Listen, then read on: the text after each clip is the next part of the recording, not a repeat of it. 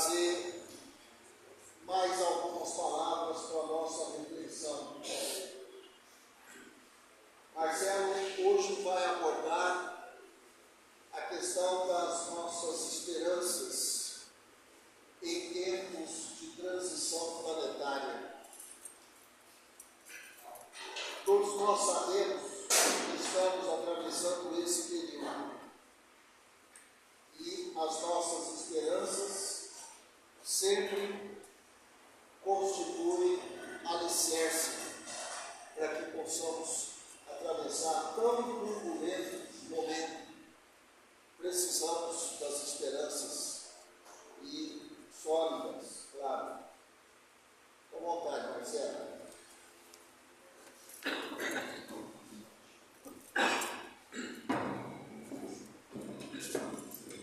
Boa noite a todos.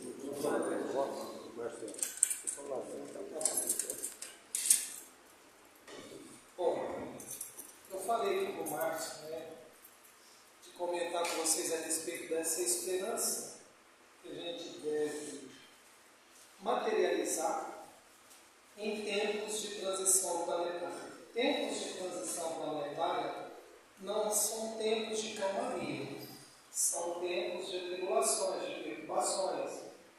Isso já foi deixado, inclusive, nas escrituras sagradas de várias culturas, inclusive na cultura cristã, no Novo Testamento, no Apocalipse, uma revelação de João.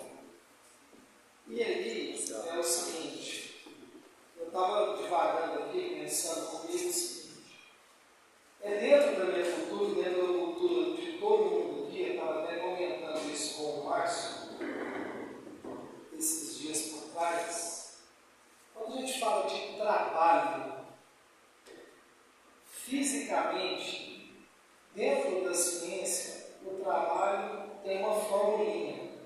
Ele é uma força, e essa força a gente pode traduzir como energia, que desloca. Força vezes deslocamento. Deslocar é movimentar. Então, engraçado que quando a gente olha para a ciência não existe nenhuma energia parada. Às vezes o termo estático, que significa sinônimo de parado, é aplicado em alguns conhecimentos, mas de fato nada está parado. E aí o trabalho é movimento. Tudo que é movimento é trabalho. Se você estiver num estado catatônico, sabe o que é o estado catatônico? Aquela pessoa que está em coma, por exemplo. Acha que aquela pessoa está parada. Todas as suas células e as suas partículas constituintes estão em contínuo movimento. E mesmo quando a morte física chega, esse movimento não cessa nunca. Márcio, deixa eu falar uma coisa, porque isso aqui está dentro da minha cultura, dentro da cultura de todo mundo aqui. Não tem uma frase que fala assim: o trabalho dignifica o homem, o humano, vamos dizer assim. Não tem isso, gente. Eu concordo, mas eu tive refletindo muito esses dias na minha vida, qual trabalho dignifica o homem? Porque esse trabalho que a gente está acostumado a achar que nos traz dignidade, esse trabalho que está posto para a humanidade a elas, esse trabalho ele não dignifica o homem. Ele escraviza o humano e traz liberdade para os donos dos trabalhadores. Não estou aqui fazendo nenhuma apologia de viés político, não. Ideologia política, não. Mas essa é a verdade. Dói a gente saber isso, mas essa é a verdade. Hoje de manhã, eu tive contato com meu cunhado, minha irmã está em Belo Horizonte, está mudando para cá, junto com meu cunhado. E o meu cunhado é TI. Ele trabalha com a informatização. Então ele está saindo de uma empresa, do grupo Votorantim, está indo para uma outra empresa, uma agência bancária. E ele é uma pessoa que tem buscado muito a espiritualidade.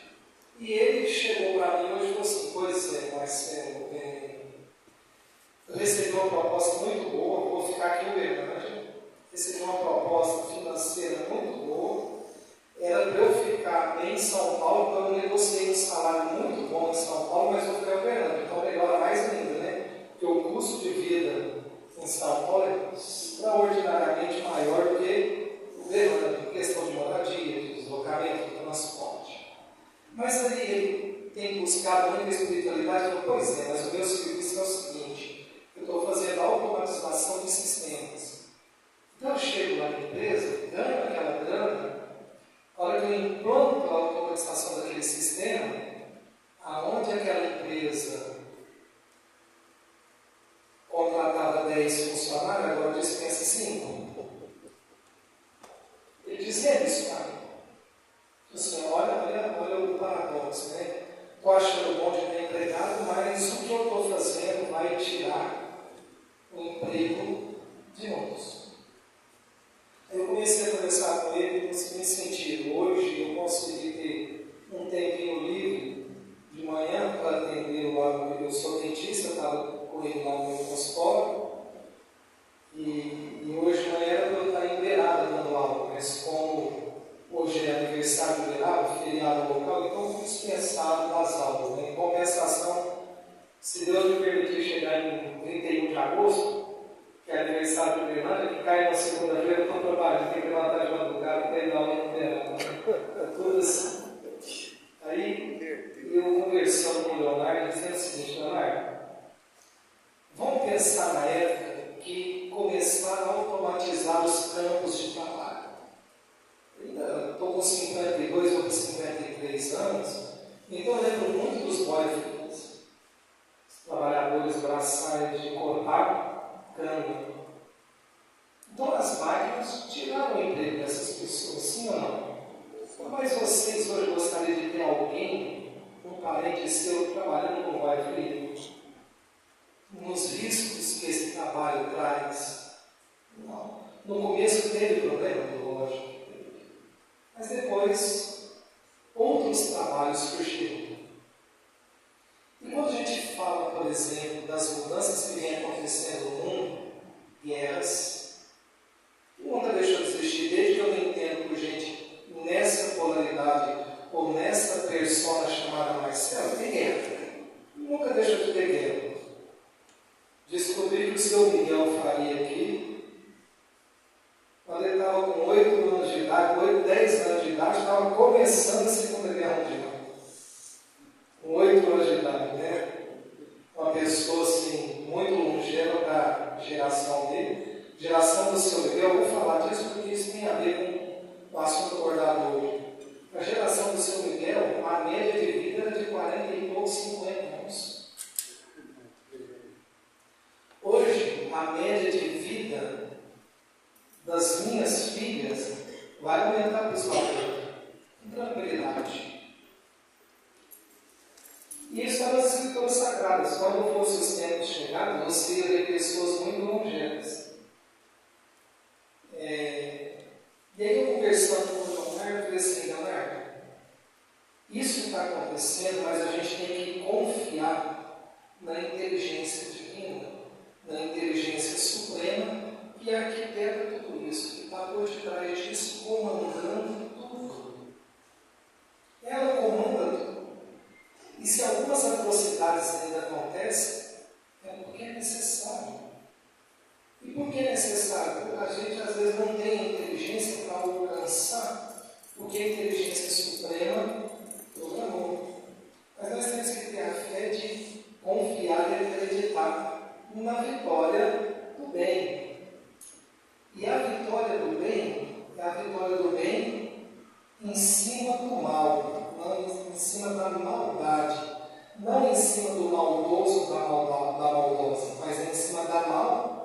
Porque o maldoso ou a maldosa são nossos irmãos, são filhos de Deus, são tão amados por Deus quanto os bondosos e as bondosas. Mas acontece que os bondosos e as bondosas já foram maldosos e bondosas no passado. Então aqui o problema é em cima da ação.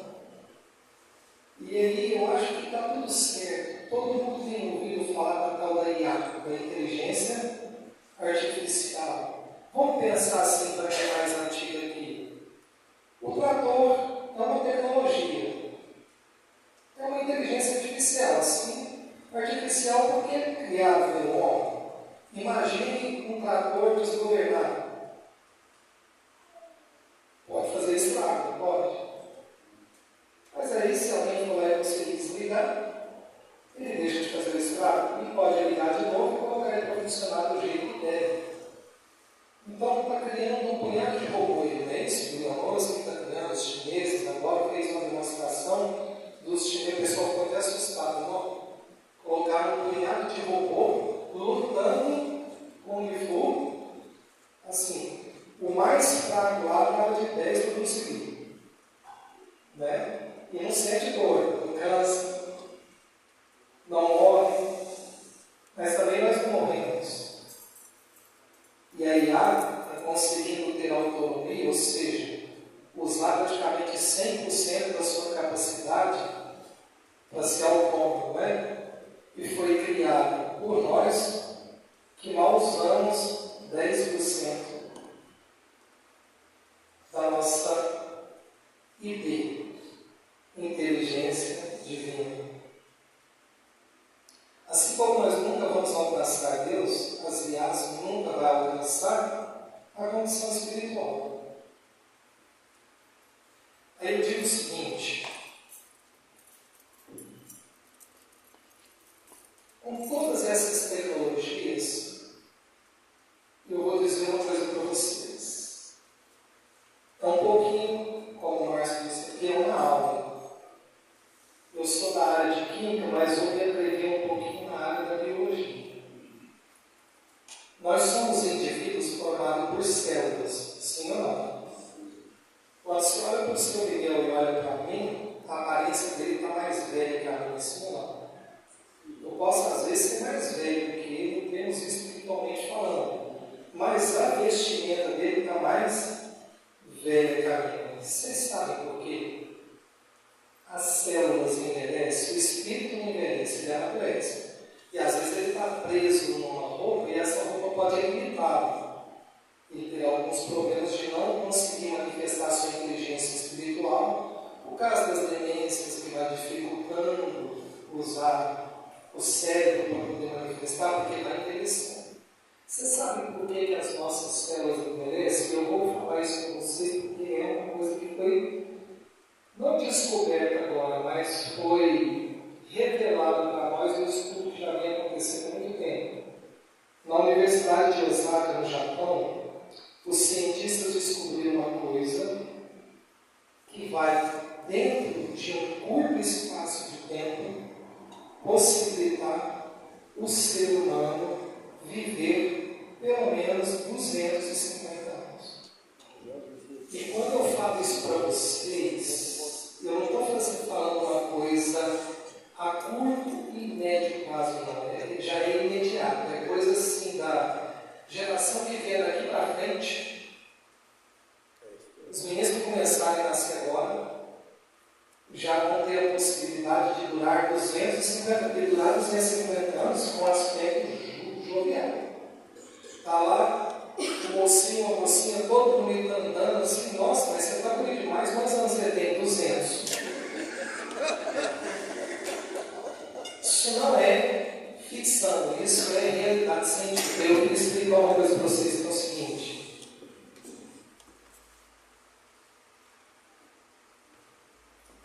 as nossas células, elas sofrem divisão, multiplicação, ou seja, elas se reproduzem, igual nós reproduzimos. Como que eu posso garantir a minha essência? Como que o Sr. Miguel garante a essência dele? Através de você, e depois você através dos seus filhos, dos seus netos, dos descendentes. Eu não sei se vocês sabem, mas nós somos em torno de 100 trilhões de células ligadas umas às outras. E quase nenhuma dessas células que está no seu corpo agora estava presente quando você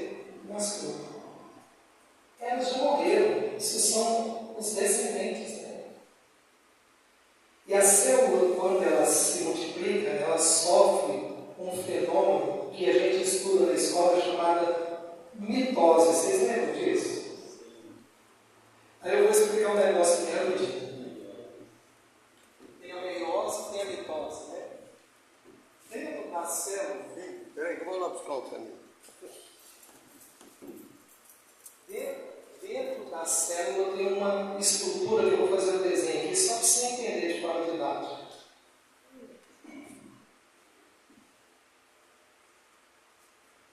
E é o que esses cientistas conseguiram mexer. E fizeram esses testes já há anos em plantas e em camundongos. E eles conseguiram não só paralisar a velhice, mas reverter a velhice. Aí nós vamos entender o que é a velhice aqui. Então, nas células, no interior das células, a gente tem uma estrutura que são chamadas de telômeros. Esses telômeros é responsável pela divisão celular, pela mitose. Vou fazer o desenho.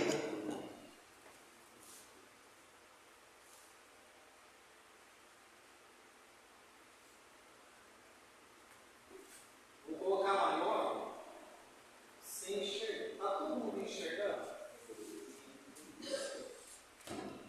Pensa como se esses telômeros fossem um cadarço de tênis. Aí o cadarço de tênis, você lembra que a pontinha é mais durinha? Então imagina que isso aí é um retrato de uma célula que vai reproduzir. E ela vai usar esses telômeros para produzir os seus filhos.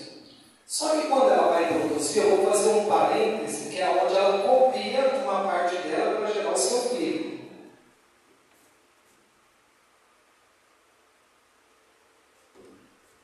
A hora que eu fiz o parêntese, vocês viram que ficou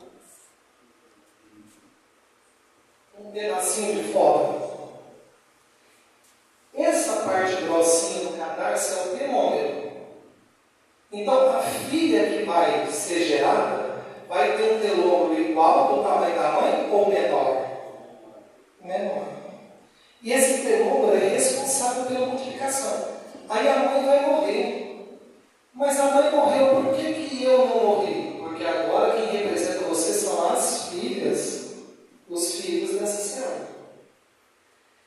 E aí, cada vez que essas células vão se reproduzindo, os telômeros dos filhos vão ficando cada vez o quê? Menor. Aí vai chegar cada vez menor. Vai chegar um momento que essa célula vai produzir uma filha que não tem telômero, como se fosse alguém estéril, que não consegue mais o quê? Ter filho. Aí essa célula, ela vai aumentar o volume e ela vai envelhecer, e aí a vida dela é a sua vida, até Deus te chamar. Aí você continua com essas células. O que os cientistas de Osaka descobriram? Já há um tempo, e agora eles só divulgaram a notícia. Eles descobriram uma proteína que é capaz de desligar, se você desligar essa proteína, inativar ela no nosso corpo. E faz isso através das ligações químicas e as ligações através das vibrações. Tudo é frequência, tudo é vibração. Eles fazem isso, e aí quando as células começam a se reproduzir, ela corta uma parte menor. Se ela corta uma parte menor do telômero, as células filhas têm telômeros menores, porém mais conservados. Então, você vai demorar mais tempo para chegar naquela célula que não tem telômero. Então, você vai aumentar a longevidade, você vai aumentar a idade das pessoas. Não está tornando ninguém imortal. Se uma pessoa adoecer, se sofrer um acidente, vai desencarnar. Só que você consegue agora colocar a pessoa, prolongar a vida da pessoa. Porque ela consegue ter células que se multiplicam por mais tempo. Agora eu vou mostrar uma coisa que é um paradoxo. Porque tudo isso deve ser feito com muito rigor, com muita cautela. Imagine, se a gente, não sei se vocês já viram um filme chamado Todo-Poderoso, com Morgan Freeman e Jim Carrey. Nesse filme, o Morgan Freeman, que era Deus, ele chega e fala assim, o Jim Carrey, que é um ator comediante, fala assim, já que você reclama demais, eu quero que você fique no meu lugar. Então vamos lá, agora você vai ser Deus. Vamos lá. E aí, na hora que ele vai ser Deus, tudo que as pessoas pedem para Deus, ele o quê? Ele faz. Quem aqui nunca pediu para ganhar na senha? Então todo mundo pede para Deus ganhar na senha, não pede? Aí todo mundo ganha, nada, porque todo mundo ganhou, vai dividir o prêmio com todo mundo, é sentado, quase que tem que tirar do bolso para pagar. A hora que ele vai lá levar o bilhete, né? Então vamos supor que eu fosse brincar de Deus, porque nós somos deuses também, quando ele nos, Jesus disse isso, e que eu pudesse regenerar um telão, colocar uma célula,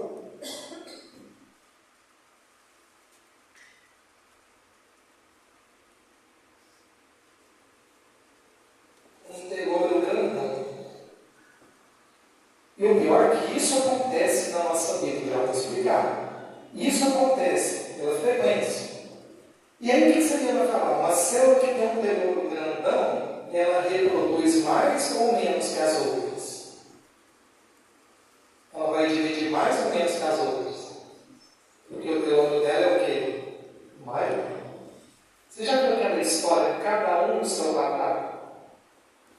Aí, as células desse quadrado sabem fazer o serviço desse quadrado, mas não sabem fazer o serviço do quadrado. Olha aí, vizinho.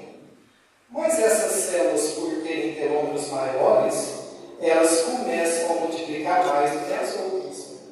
De repente, ela já está superlotando o quadrado dela e já começa a ocupar o quadrado do vizinho.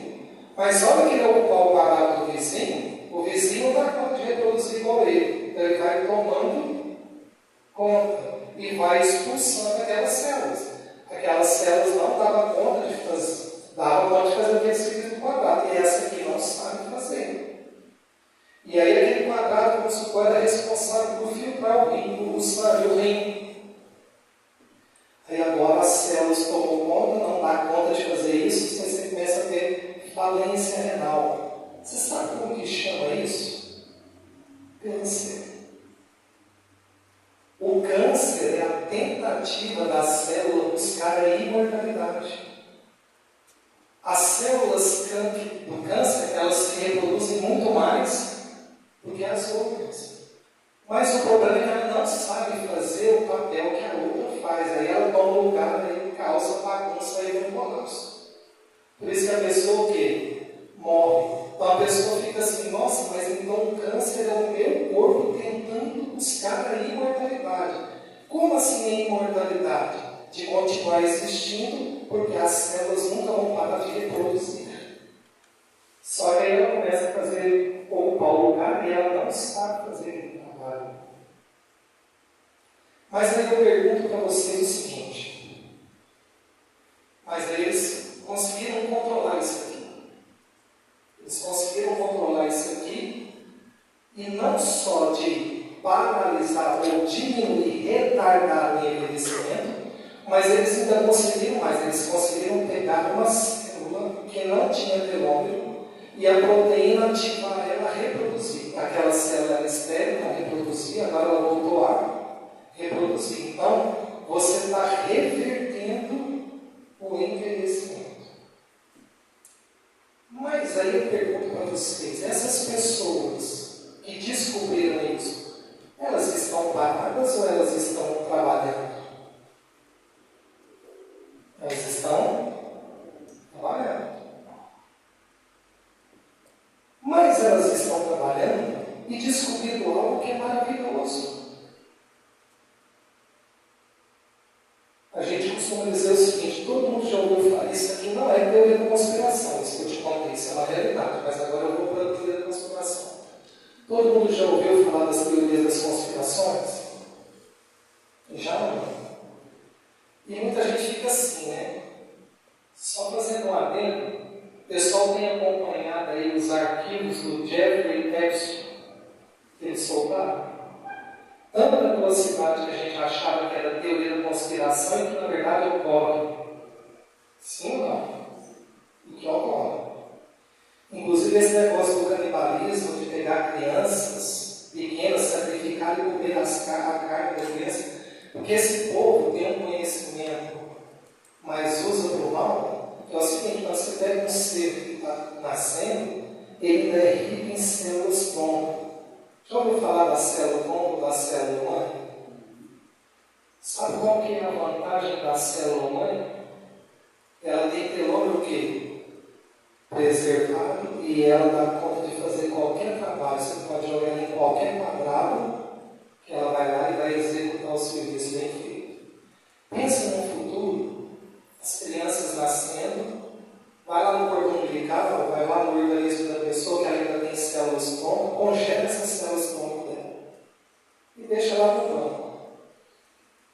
Aí a pessoa está vivendo a vida dela. Lá para os 80 anos, por algum fator medicamentoso, ou de hábitos alimentares, ou outros fatores, essa pessoa desenvolveu uma cirrose. E aí o fígado dela, o quê? Foi destruído. Vai lá no banco de dados, pega a célula tronco, implanta na região do fígado, e ela vai virar de novo o quê?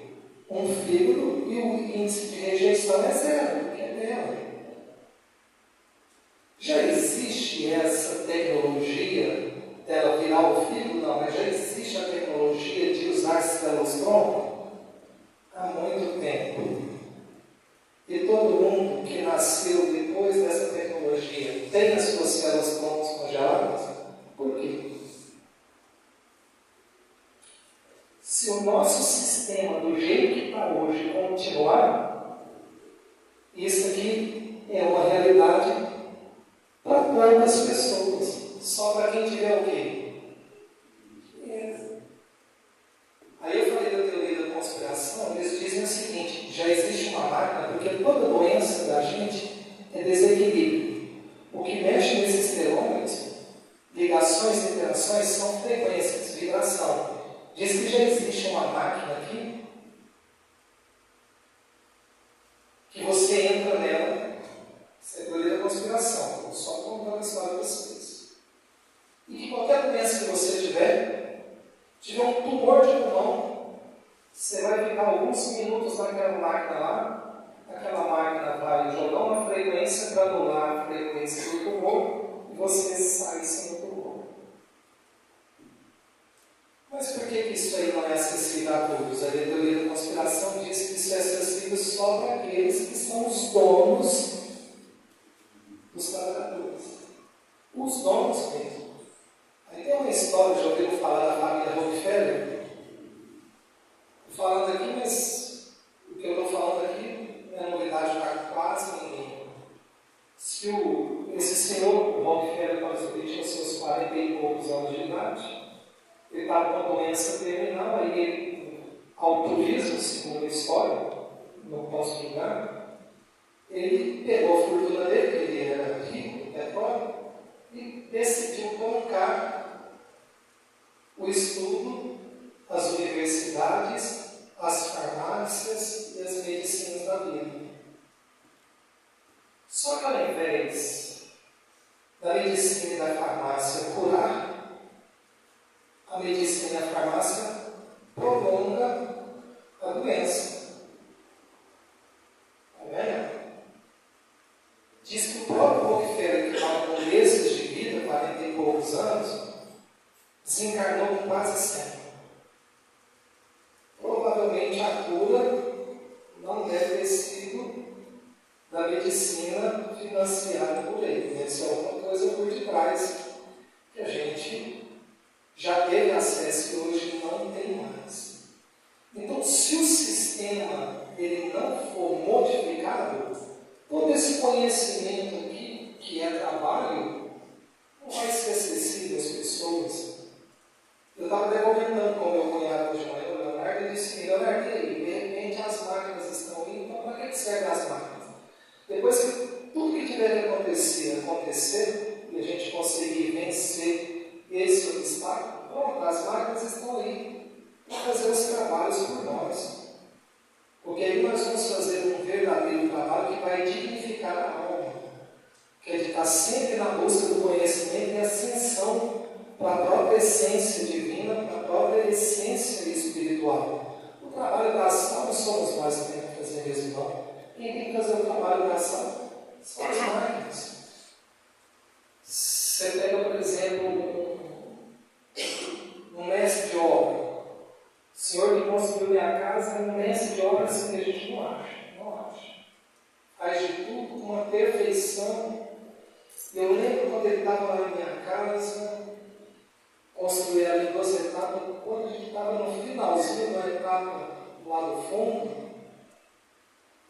ele já com seus 60 e tantos anos, quase 70, e ele estava em cima do telhado, assim, colocando a renda, e de repente ele disse: eu estava perto.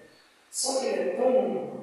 Não era a hora dele, a espiritualidade ajudou, a experiência dele. Ele é tão assim, esperto, que ele caiu, ele soube cair, como se fosse um dublê. Ele soube cair, ele caiu em pé, ele não ajudou, ele esfolou o braço porque ele apoiou uma tábua. Mas ele podia ter tido um acidente seríssimo. Uma pessoa que eu tenho amizade com ele pro resto da minha eternidade. E eu ficaria com a minha consciência pesada se ele tivesse machucado ali e imitado ele depois. Então, não é ele que tem que fazer esse serviço, tem que fazer esse. Já que nós estamos vendo robô, vou fazer. Se o robô cair, não vai machucar se estragar com certo robô. Então, é a questão da tecnologia, da forma como a gente usa ela. A enxada é uma tecnologia, não é? A enxada é uma tecnologia. A tecnologia por si só não tem problema nenhum. Ela é uma ferramenta. Mal usada, você pode sentar na cabeça de alguém e matar. Você pode usar para limpar um terreno, ao invés de fazer com a mão. Não é assim? Então, assim como tem a enxada, tem outras tecnologias mais avançadas, que são esses robôs agora, e que provavelmente a sabedoria divina vai usar essas máquinas que nós mesmos estamos criando para colocar a nosso serviço, para que a matéria não nos escravize enquanto almas. Não é porque quando a gente estava conversando, né, você falou assim: você falou para mim, vou para a sala de aula, vou dar aula, não vou mexer em coordenação, a vida inteira mexendo com coordenação. Aí você pensa, né, vem aquele negócio: nossa Senhora, eu preciso fazer alguma coisa, eu vou parar. É o que eu te falei, Deus está te libertando. Deus está te libertando. Porque o trabalho divino fica a alma, mas não é esse tipo de trabalho imposto por um modelo que já está corrompido há muito tempo. Então, para ver as mudanças, um sistema antigo tem que instalar. E outro tem que ser construído. E aí tem muitos futuros bondosos e futuras bondosas que ainda estão como maus, pessoas, não querendo que esse sistema modifique. Porque muitos deles estão no lugar dos bons. Tem uma pseudo, uma falsa liberdade. Porque escraviza os outros para o seu trabalho. Então, essas coisas acontecem mesmo. E elas estão aí colocadas para nós, elas estão aí para acontecer mesmo, porque para haver a mudança, se não houver a destruição, desse modelo que a gente vem até agora, o mundo de regeneração, ele fica sendo adiado. Se ficar colocando o dinheiro acima de tudo, isso aqui não vai ser acesso de ninguém, vai ser acesso restrito a outros. E quem é que vai pagar por isso? Quem é que tem condição de pagar por isso? Com certeza, quem consegue pagar por isso não é através do trabalho que a gente cresceu na nossa cultura, falando que dignifica, porque esse trabalho que a gente cresceu falando que dignifica o homem humano, não da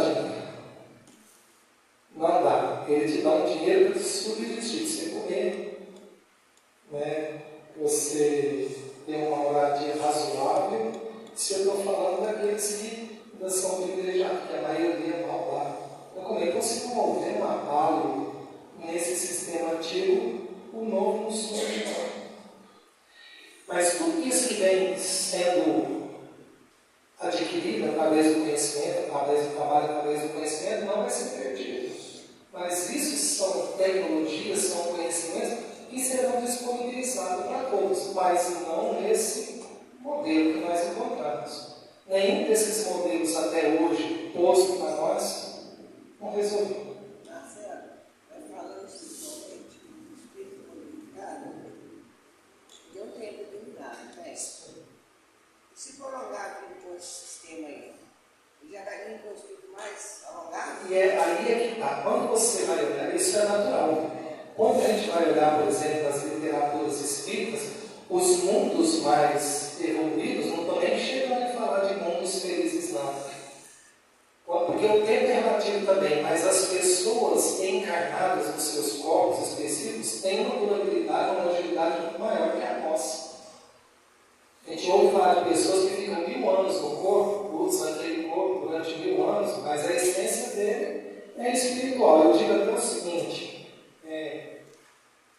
ô Márcio, quanto tempo eu tenho só para ver? 5 minutos? Ó, é o seguinte, não tem aquela história assim, por exemplo, você bem sucinto. Você acha que a nossa essência espiritual é matéria? Mas você acha que é uma energia?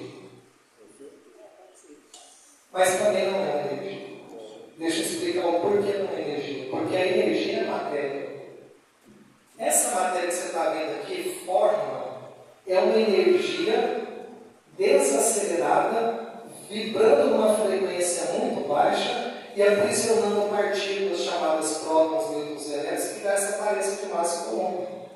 Se eu acelerar essas partículas, elas saem desse presídio atômico e voltam a ser energia. Quando Deus começou, via de luz, haja luz, esse haja luz é o começo do mundo material. É o começo do fluido cósmico universal. O Espírito é imaterial. Ele não é energia, ele está por cima disso. É algo diferente de energia. Energia e matéria é a mesma coisa, é só vibração diferente. Olha aqui.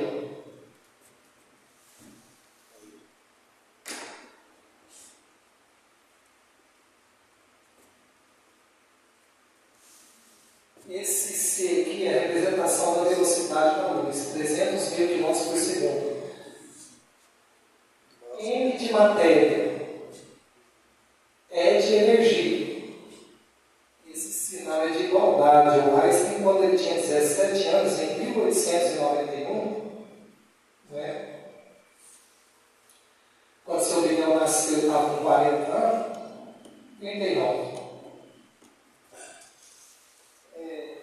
Ele já era mais velho, ele tinha 17 anos nessa época. Ele estabeleceu uma relação de igualdade. Ele falou o seguinte: se você pegar isso aqui e acelerar, ele vira energia pura. Se você desacelerar a energia pura, ele volta a ser isso aqui. A maior parte da matéria do universo está na forma de energia. 4% desacelerou, aglutinou e virou corpos sólidos, líquidos e gasosos, onde Deus introduziu o princípio inteligente. O princípio inteligente evolui para o espírito. É imaterial. A energia, ela se propaga no espaço a 300 mil quilômetros por segundo. Parece uma velocidade alta, não parece? Mas se Jesus, que não é um espírito de luz, Jesus é um espírito puro, não tem matéria mais envolvendo ele. Ele não é, ele já foi espírito de luz há eras atrás. Se Jesus fosse um espírito de luz, quer dizer que ele se revestiria de luz para manifestar. Se ele quisesse atravessar a nossa galáxia com seu corpo de luz, ele gastaria 100 mil anos só para atravessar uma galáxia. Num universo que tem mais de 3 trilhões de galáxias na parte que a gente vê, fora a teoria que tem outros versos do multiverso. Então, por ele ser um espírito puro, não ter mais energia, não ter mais matéria, é algo além disso que a nossa compreensão ainda não foi permitida, são pérolas que a gente ainda apreciar. Mas nós vamos, no momento da nossa evolução, nós vamos saber disso. Ele, por ser puro, por ser Cristo, ele já tem onisciência. Isso é a imagem e semelhança de Deus. Ele já tem onipresença. Ou seja, se ele tem onipresença, ele não tem barreiras materiais energéticas. Se ele precisar estar aqui, do outro lado, e nas 3 trilhões de galáxias ao mesmo tempo, ele consegue. A ciência já está conseguindo fazer isso, inclusive com a própria matéria, só para a gente fechar. O povo antigo aprende assim, né? Que 2 corpos atômicos, materiais, não ocupam 2 lugares no espaço ao mesmo tempo. Isso é chamado de princípio da impenetrabilidade. Só que a ciência quântica conseguiu fazer o seguinte: ela pegou o mesmo elétron e conseguiu fazer o mesmo elétron manifestar em 2 lugares diferentes ao mesmo tempo. Conseguiu fazer isso, o movimento quântico. A mesma matéria ocupando 2 lugares diferentes, mas no mesmo tempo. Ele está aqui e está manifestando ali ao mesmo tempo. É um vislumbre para a gente entender como que o Espírito Cristo, como que a onipresença consegue, né, se manifestar. Então a gente tem que ter esperança, sim. Por que a gente tem que ter esperança? Porque quem está comandando tudo isso são as forças celestiais, são as forças divinas, que é a mãe, que é o pai de todos aqui. E todos aqui ele tem um olhar de amor. Se ele não permite que alguém esteja aqui, é porque ele acredita que ainda há uma chance desse alguém se despertar. Se ele não despertar, não tem problema. Vou pegar ele nessa escola e vou passar para outra escola coerente com frequência para a vibração dele. Mas ele não está condenado para a eternidade. Porque esse Deus do Antigo Testamento, o Javé, que é o Deus vingativo, que é o Deus que protege o judeu, mas mata o filisteu, manda plaga para o filisteu, esse Deus, o Jesus já desconstruiu ele. Não existe esse Deus. Se a gente parar para pensar, é até errado. Já você estava assistindo um jogo de futebol, aí o seu time ganha. Aí muita gente fala o quê? Graças a Deus. Então foi Deus responsável pelo aquele time de futebol seu ganhar, tem que perder. Não são filhos dele também? Sobre o mesmo olhar amoroso, pelo Deus não tem nada a ver com isso. Certo? Então nós temos que confiar. Porque todas essas mudanças, o que é essa turma aí que criaram? São os donos do jogo perdendo o controle do jogo. E é por isso que eles estão fazendo isso.